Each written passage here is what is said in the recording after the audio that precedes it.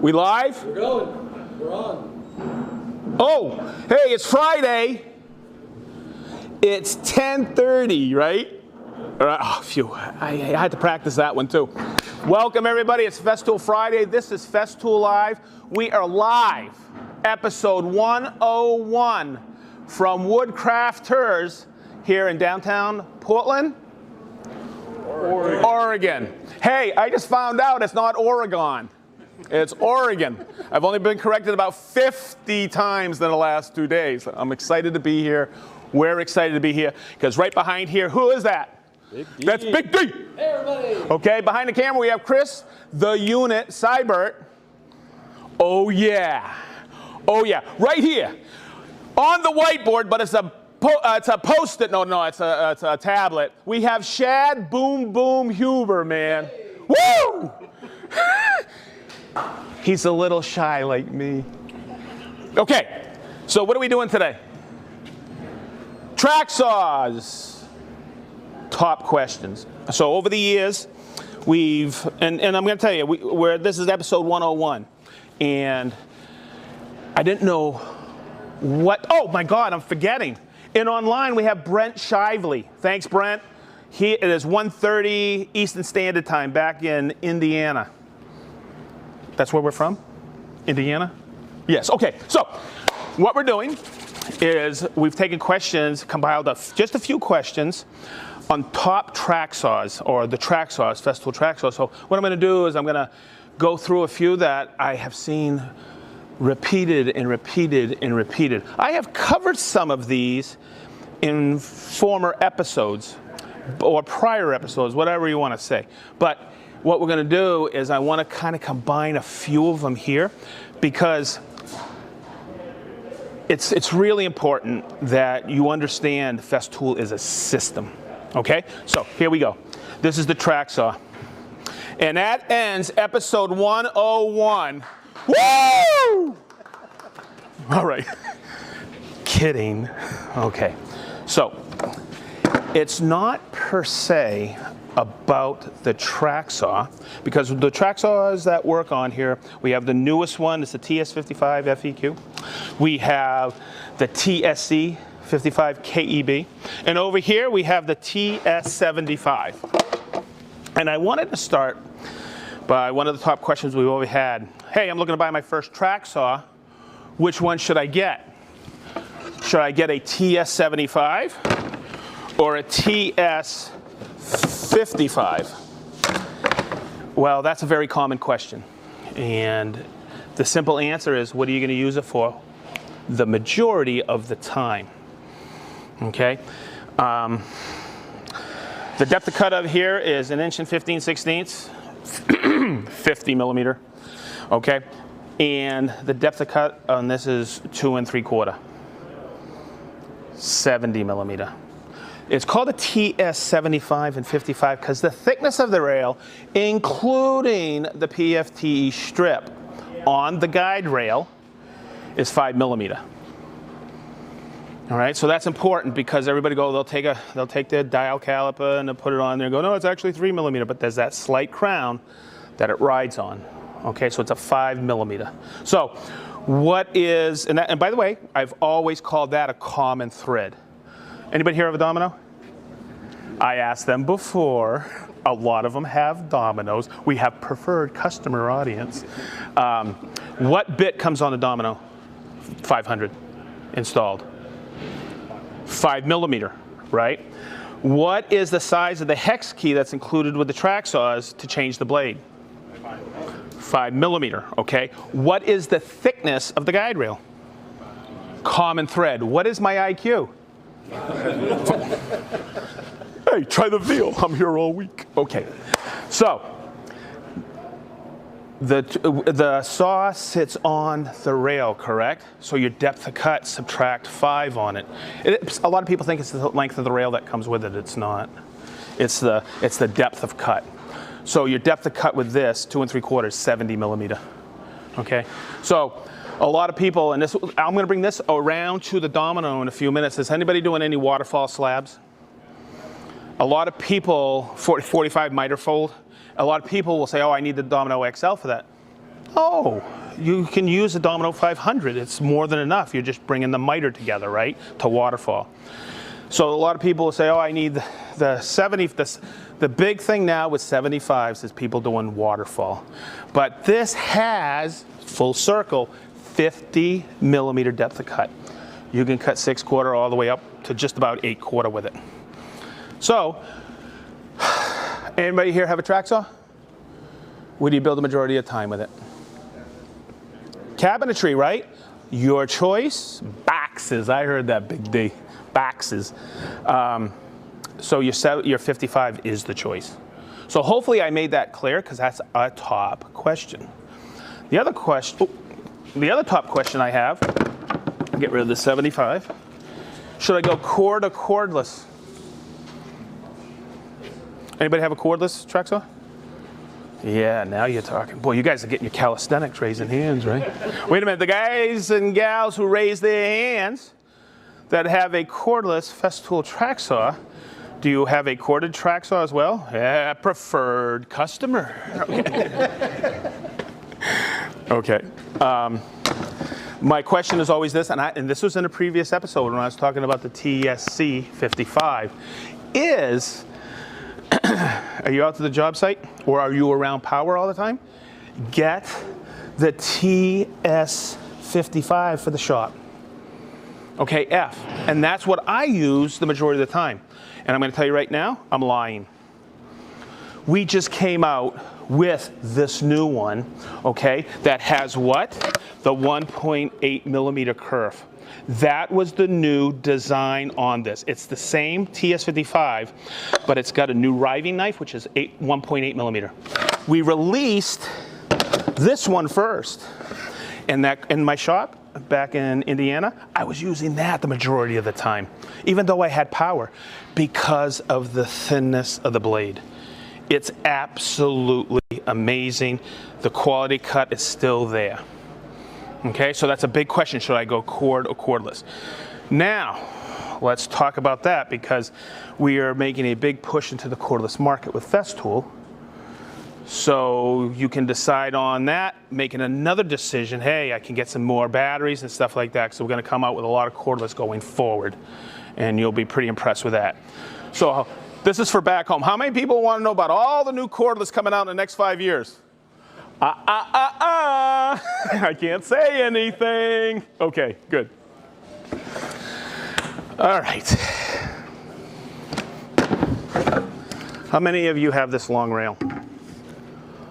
Really? That's really cool. Do you know what we get as a question back all the time? Or a concern? And this is when I was designing what I was going to teach all of you today, I was really excited about this. Okay? I'm going to also show you how to connect rails properly. Okay? But this is, these are hard to ship, and a lot of people think they come in bowed. It's not the rail. By the way, that's me. I was getting an imperfect cut on 6/4 Mapele. Do you know what Mapele is? French maple. I also sharp at Target. Okay, never mind. Mapele. How do you spell that? I had a buddy at work once said, how do you spell that? I go, M. And he was writing it down. M-A-P-L-E. He looked at me. He started chasing me around the warehouse. He goes, ah. Okay. Mapele. Never mind. Okay. We get calls all the time. I have a bent rail. It's not. Let me show you, oh, this sounds so funny, how I overcame this. So I'm going to take the long rail, I'm going to put it on here. And as I do some of this, I'll call out my setup. You guys, gals, do you know what this is? It's a limit stop. It's for plunge cutting. It limits the saw from lifting. But I was taught this by one of you. I use a limit stop because this is a 6 millimeter offset from here. I just take it like this, and that's because you know on a piece of plywood that you get from the factory, it's never straight. So I just go like this, and that gives me my offset, just like that. That's what I use it for majority of the time. How am I going to cut this today? Hey, let's go with what? Let's go with some power. So you know, you put these cams on there. Everybody wants to know what's the technique. There's no technique, you tighten it all the way so it doesn't move. And then you slowly back them off. You take the resistance off, and I just do like this, so now I have a forward motion, and that's really smooth. I take the window, I put it down, let's get some power. Let's see if I'm hooked up. Good. Do you guys like the new fitting? It's really nice, right? Cool. I always take it off to put it on because I see people struggle trying to get it on. I always take it off. And then I put it on, and I take it like this. Now, this is what I want to show you. When we come down here, Chris, get this on video. See how the Splinter Guard is not cut all the way? Okay. Common question. Okay, and right here, well, somebody cut this rail. It's not mine. Okay. There's two things that I want to teach you. How many people cut like this? Guess what you're doing? There's deflection in this rail. You'll get a bow in the middle. And that's what I was getting with a 75. I'm broad-shouldered. What I do is I'm just going to set the depth. It's already set. I always start and check to see that right there. Nothing will happen if I start here because I want those cams both on this rib.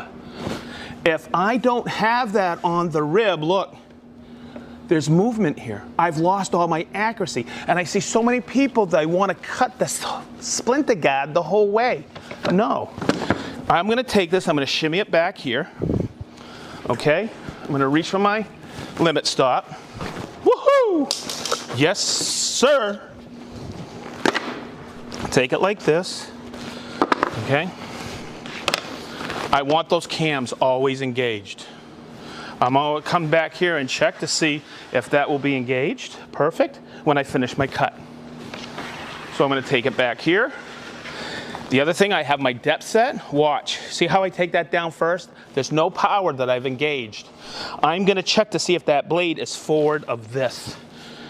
Nothing would happen with this plywood because the grain goes like this in the different layers, right? But boy, oh boy, when you go into a stick of 6/4 cherry, mahogany, or whatever, and you start it right here, has anybody had it kick on them before? Huh?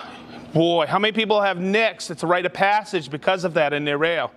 Okay, so I got to ask you guys a question. What's the first thing you did when it kicked on you? What'd you do? I looked around to see if anybody saw me. Anybody ever fall off a ladder? What's the first thing you do? You look around to see if anybody saw you, right?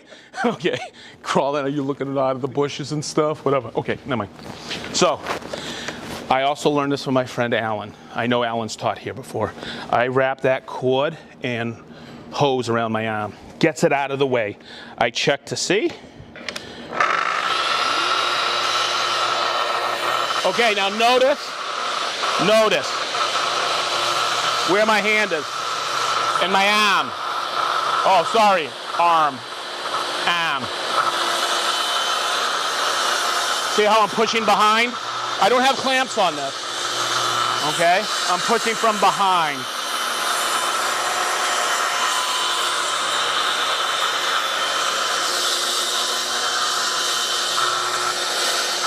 Okay, now, you see this?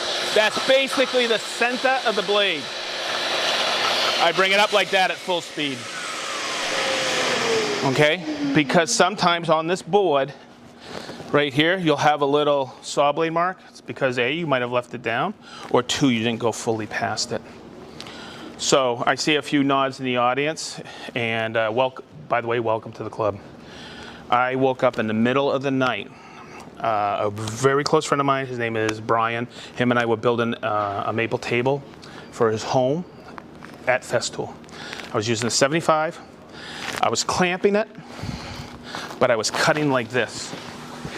And there is, look at it, it's a 3,000 millimeter rail. Of course there's gonna be a little deflection. And I was pushing it like this. I came in and I clamped it again, and I should have known this. I was taught to use a hand saw with 3 fingers in the tote, aiming it like this and keeping it in line. It helps you cut at a 90 degree. That's how I hold the K-Pex, the track saws now, and I've always got a very accurate cut.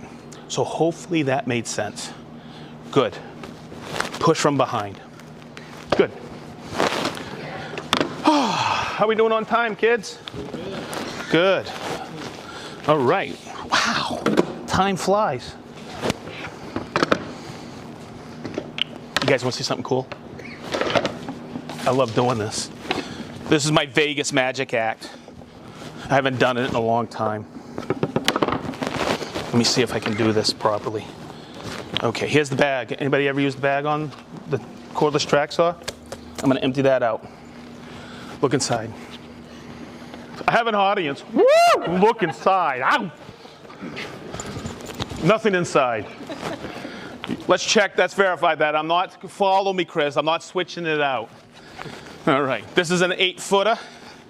I'm gonna put this on here. Get it on here like this. Double check, I did that yesterday. I got a Bluetooth battery on here. We put a Bluetooth module on here. So, okay. You guys wanna hear a good one? Yesterday, I was setting this up and I was going like this. And I stood there for 30 seconds. I was like, and you know what I did? I looked around if anybody saw me. Oh my God, and guess what? He saw me. Okay, so we all verified there was nothing in the bag, right? This has that 1.8 millimeter blade. That's why I was using this before we switched to the new corded version to the 1.8 millimeter.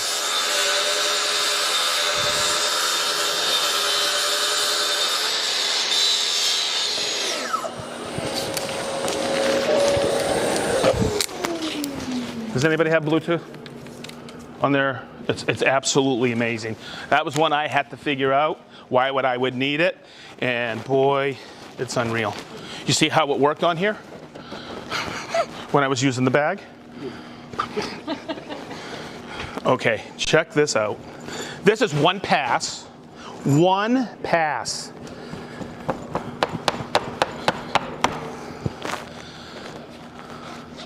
That's why a dust extractor is so needed. It's a top question. I'm buying a track saw for the first time. Do I need dust extraction? Yes. I saw this in Germany. I went, oh no, a bag. And then I saw that and I went, awesome. A bag that actually works. So I wanted to point that out today. And this is why Bluetooth, because I can't bend down. I gotta. Cool. Woo! La la la la.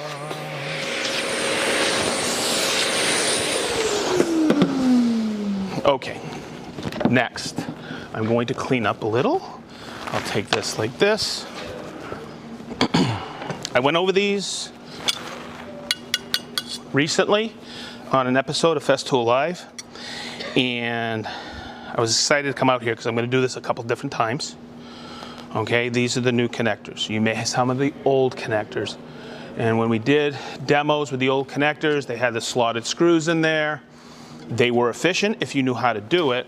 And I don't have them, but what I'm gonna do is I'll kind of step through because, oh look, shortcuts.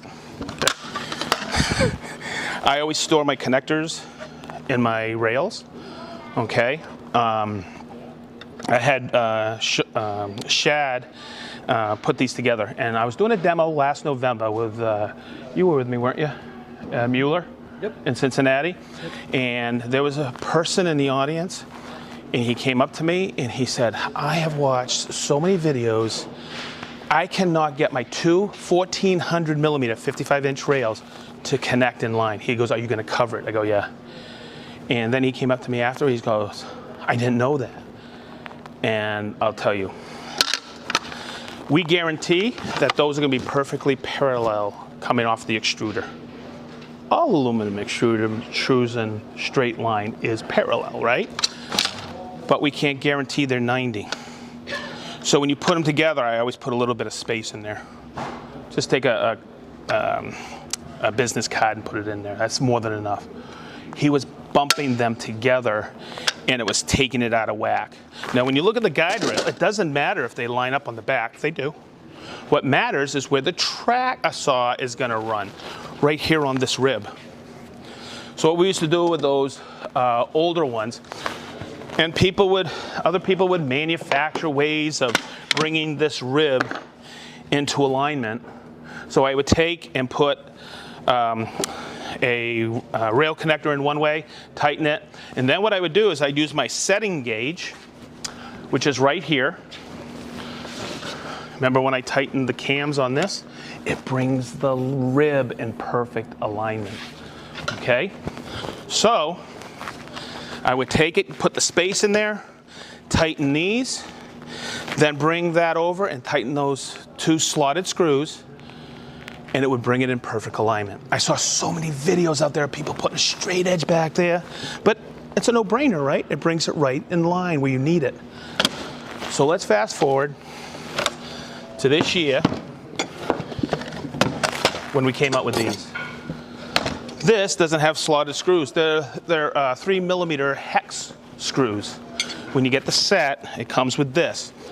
It's 5mm here and 3mm here. Do not lose it, because the wrench alone is $300. Okay. We look at these. These do not push down, they spread. See them? I think it's brilliant. Remember that. Okay. Okay. They spread out. And where does this go? There's a few icons. This is one. Then you set this one up. Okay? So I'm going to do it on those 1400 rails right now, so you can see.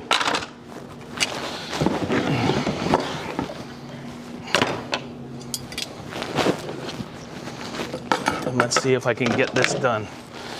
So what I do in the process of this is I take one. Where's it going? It's going in the right rib that we want perfectly aligned. So it has to align. It brings it in perfect alignment from underneath. So what I do is I slide 2 in. Hopefully you can see it right here. There's a little line. I put it right here, and I tighten the 2 hexes right here with a $300 hex key. The values never end. Okay. Then I take does anybody have the new rail? Boy, is this nice. We drilled holes in it. So everybody was putting screws in it to hold it to the wall. We have adhesive strips that go in here, and this fits on a stack of sustainers when you carry it in. It's really neat. Oh, and it comes with, woohoo!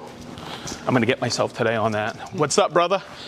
And it comes with the 30 of the adhesive strips when you get the new rail. So that's kind of cool. All right. How are we doing, Big D? Okay, so what I'm going to do is I'm going to take that, and this is one. I'm going to put it in a new rail. Oh, don't get that on camera. Okay, good. Already did? Okay. And I bring it together like this, and the first thing I'm going to do is I'm going to put a little bit of space in there. See that? And we're going to do it like this. We'll tighten it up, and I'm going to spread them, all 4. And then this one that says 2, the second one, I actually call it the stiffener. Hang on, stiffener. And I slide that in. I bring it across the gap, and I tighten it up. Okay, now, is that in line like this? Absolutely. And this is why I'm doing this with both these rails. You're going to see when I put this out, I have that forward and aft dimension for the track saw to do an 8-foot rip. Okay, and that is why sometimes I know not everybody can store this rail. Okay, it folds up really nice once. Okay, I have a few of those in my training center. Those trucker dudes do a great job. Okay, but this is a more a better solution for people going out to the job site, can't store them. It is in perfect alignment, okay? But here's what I'm going to show you, and this is why I wanted to do it. When you are moving this around, support it like this. Okay? Does everybody follow me why I'm saying this? Okay? Whoop, whoop, whoop, whoop. Because when you put on the Festool parallel edge guides, parallel rip guides, and I'm just going to do this, you have this weight here, right? And if I have that weight there and one here, and I pick it up like here, guess what? That's one heck of a lever. And does it separate? It could.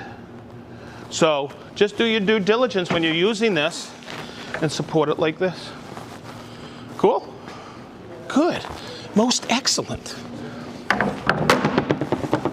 So there you go. That's how you connect rails properly. I still got plenty of time, don't I? Okay, good. now a fun one. I call this the filler. Has anybody replaced the Splinter Guard? Good. When do you replace the Splinter Guard? Nope, never. I've never had that situation. I've always had a crisp, clean cut, whether at 45 or 90. Because it's, I gotta stop saying it. This is a perfect system, but I truly believe it, okay? Because of the way our trunnion's designed.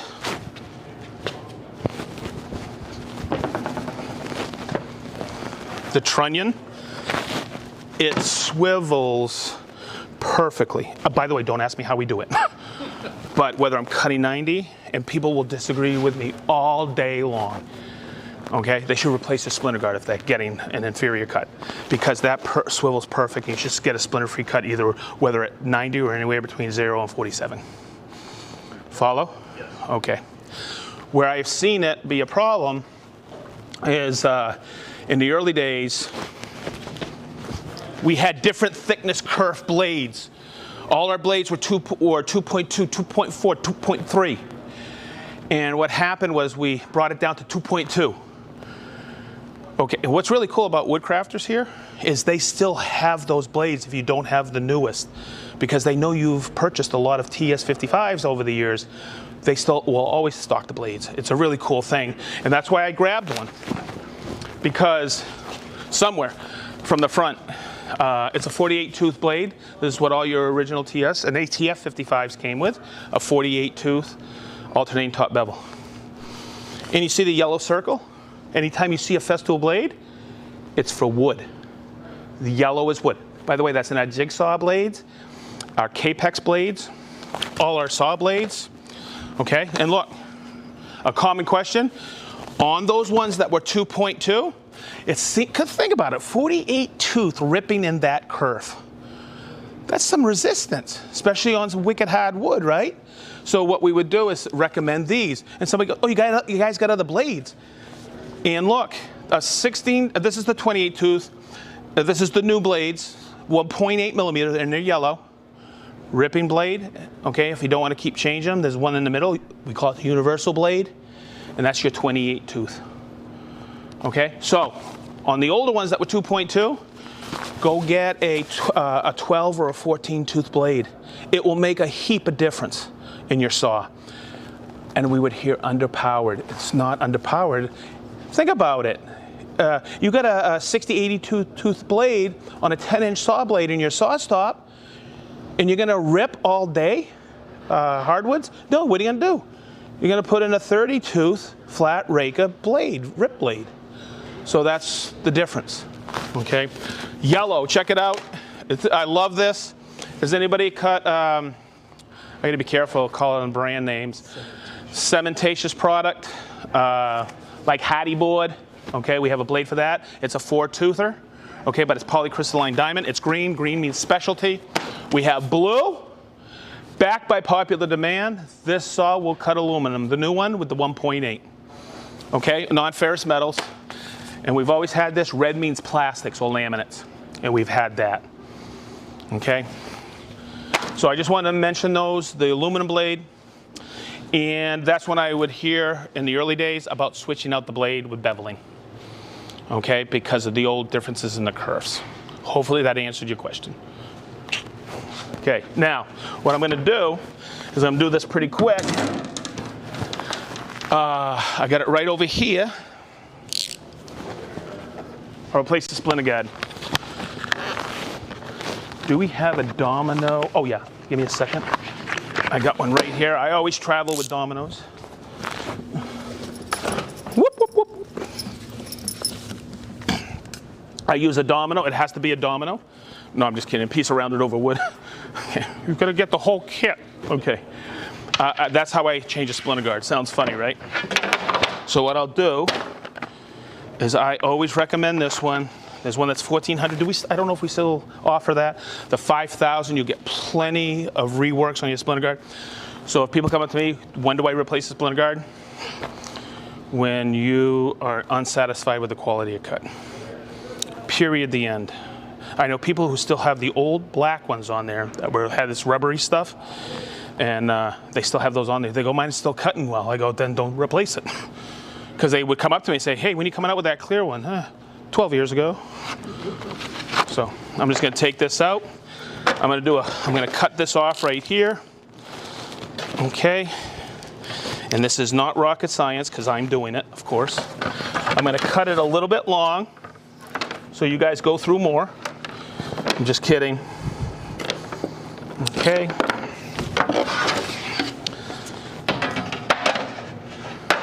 I always hear this. What do you clean this with? I don't clean them because this usually peels off really well.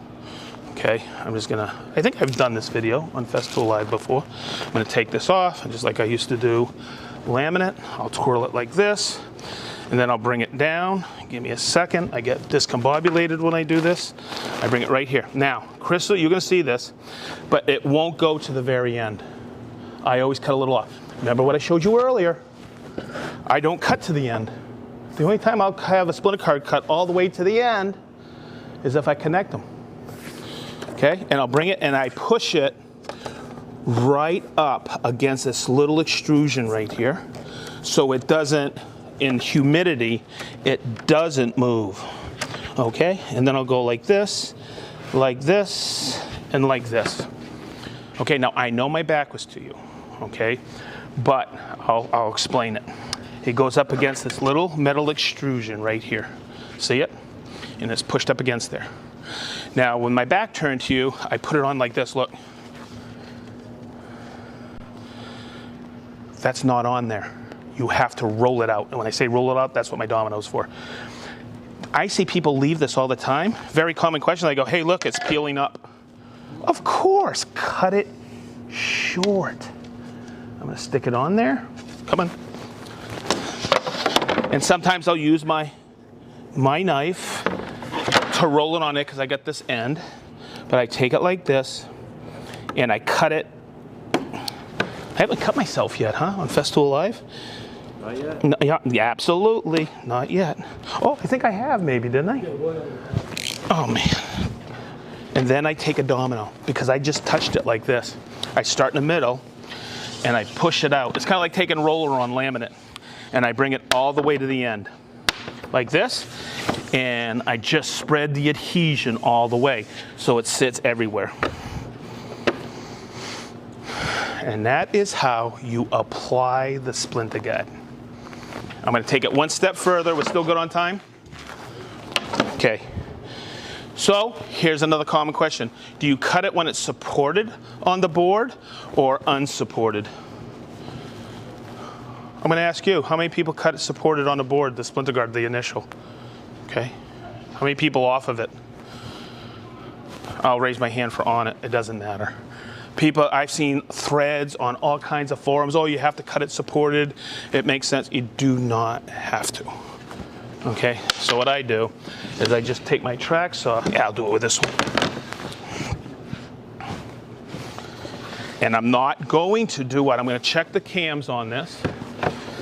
And I start with both cams on.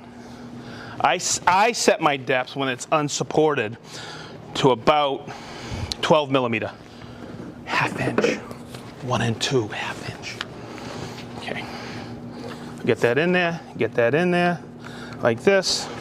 This is the technique that I've used for years. I bring it all the way. Always full speed. Then you drop the saw.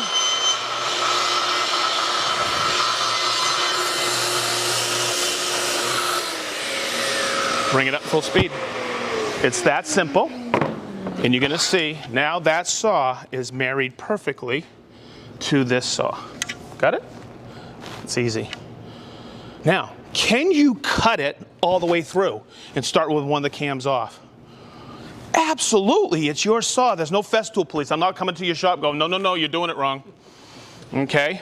But don't line it up here. Line it up here where it started. So I'll mark my rails like this back home. I know from here and here, it's supreme accuracy. Cool? Cool.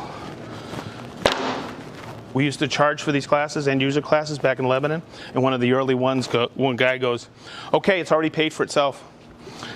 He was starting out here and lining up out here, and he replaced the Splinter Guard every month. He thought he had sent it in like 4 or 5 times. It's the nicest guy. He's a New York City firefighter.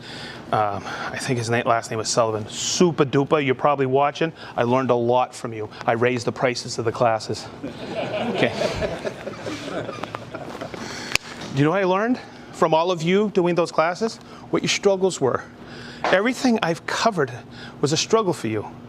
And that's why we've done Festool Live and Shop Talk, the Build with Brent series that's out there. Brent's constantly building with our tools. We want to make sure it's available to everybody. Okay? So there you go. That was okay? Fantastic. Okay, so we don't have, where's Boom Boom? You over here?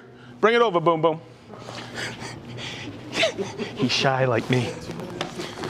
Wow. How'd we do? Minnie, thank you. By the way, Min, we know you're watching. And look what Shad did. My God, he's almost as good at a printer as you, Min. Okay. If you guys are in Indiana, August 5th, we're doing a local Festool Live at Von Tobel Lumber.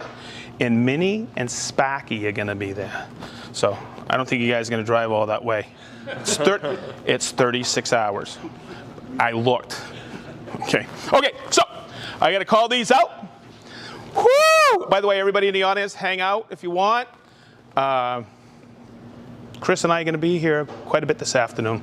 So we'll answer any questions you have, and not just on the track saws. You know, like, you know, what's Chris's girlfriend's name or anything you want to know. Oh, she's going to kill me, isn't she? Yeah. Okay, Emily, we love you. Okay, so you ready? Okay, her first initial is Emily. Okay, everybody ready? We got Kevin Lavoie from Honolulu. Woo! That's Hawaii, right? I'm not going to mispronounce anything today. Oregon. Got it? I got it, huh? Oregon. Okay, Dennis Lorazenti from Bend, Oregon. Brandon and Miranda. How you guys doing? 1915. Oregon, but Cresswell. We had dinner with him the other night. It was wonderful. Springfield Woodcraft. Joe from Watseka. And now I'm second guessing all my pronunciation. I can't even say pronunciation right. Okay. Rick from Blackpool. Des from England. Dale from Swadelinco. Doug from Zionsville. Jeff from Clarksburg, Maryland. Larry Curran from Sun City, Arizona. I love that. Kevin from Santa Clara. Willie from Freeville. Dan from Whitestone, New York. Jed from New Orleans. Terry from SLC Punk. Awesome. Michael or Michelle from Paris, France. That'd be cool to do a Festool Live in Paris, huh? You want to go? You're in? Okay, got a new crew member. Garrett, you're out. Okay, Dee's Hardwood, Georgetown, Texas. Johnny from Memphis, Tennessee. Blake Weber from Novato, California. I've never met you, Blake, but someday I'm going to. You're awesome. Thomas from Lamont, Illinois. Mike M., who we met when we were in Austin. And I'm meeting a lot of you guys here. It's been awesome. Cannabis Denmark. Uh-oh. Are you guys writing stuff online so I mispronounce stuff now? This is getting fun. Jason from Fenton, Michigan. Norman from L.A., California. Dirk from Dayton. I just love saying Dirk from Dayton. Craig from Martawin, New Jersey. I know I mispronounced that. Ian from East Yorkshire. Great Tyler. John from Woodbine, New Jersey. Tom and Kelly from Eaton, Georgia. Thank you.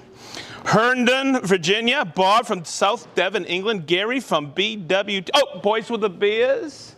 How are you, Gary? Jason's still retiring. Okay. Rick from Blackpool. Norman from Huntington Beach. Dan from Kingman, Arizona. You're always there. Oh, look, he put his name. Garrett Sato. How you doing, Fumio? Wim from the Netherlands. Stephen from Ontario. Whew, we'll be in Ontario in September. TR Woodworks from Great Falls, Virginia. Paul from Berkshire, UK. And there he is. Johnny O from Atco, New Jersey. Gary from Plano, Texas. Kevin from Lake Washego, Oregon. Whew, I'm not going to ever mess that up ever again. Jason from, oh, I'm going to say it. I'm going to say it. Puyallup. No? Puyallup. I'm learning. Puyallup. I'm going to say it again. Puyallup, Washington. I was practicing before we started with everybody. Daggone it. Oronzo from Ontario. Steve from Leeds, UK. Joe from Waseca, Illinois. Bert from Oxford, Mississippi. Matt from Franklin, Tennessee. Dan from Albuquerque, New Mexico. Chris from Malta. Woo! Festool live from Malta, baby. I'm working on it. Okay. Eric from Sonora, Mexico. Anthony from Staten Island. Wow. Danny from Johannesburg, South Africa. It's amazing. Kevin from Palm Springs. Russ from Chichester. How you doing, Mr. Hugset? Jeff from Watson, Bloomington, Indiana. Go IU. That's for you, Garrett. Okay, go Boilermakers. All right. Dave from Rio Rancho, New Mexico. We all from Moscow Carpentry, or Mosque Carpentry. Brian from Milwaukee. No kidding, Oregon. There's a Milwaukee, Oregon? Yeah. Wow, wicked.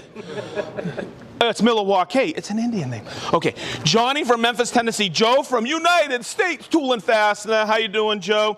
Henry from Chicago. Tom from Moorhead.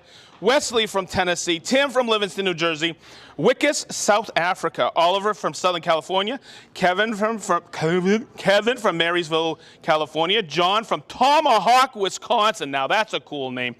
Michael from Queens Creek, Arizona. You've been there a lot with us, Michael. Reynold from Shawinigan, Quebec. Brian from Hollyard, Ohio. Andy from Parkersburg, West Virginia, I think. Gail from Eden, New York. Warren from Batavia, Ohio. Patrick and Michelle from Leather by Dragonfire. How you doing, Michelle? Haha, Patrick. Okay. George from Tallinn, Estonia. Ron from Cincinnati. Mike from Monterey, California. Kevin from Washington.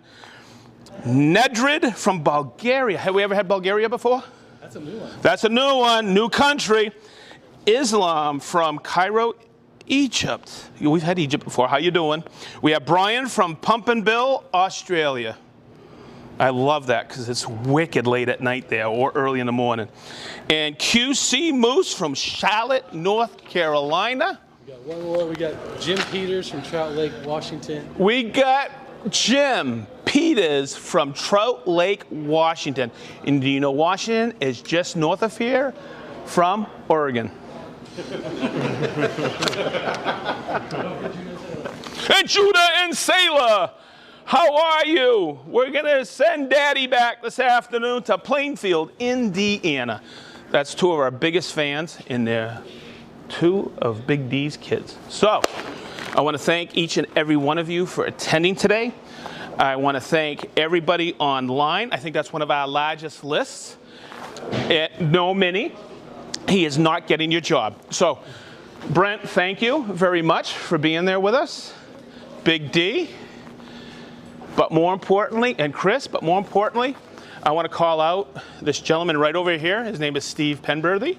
He has given this venue for us to do Festool Live for you guys, and I want to thank you. I've known you for about 15 years, my friend. Couldn't wait to get out here. It's my first time in Oregon. We love all of you. We love all of you. Thank you for being part of our community here on Festool Live. And I think I've covered everything, guys. Okay, so everybody, safe travels, okay?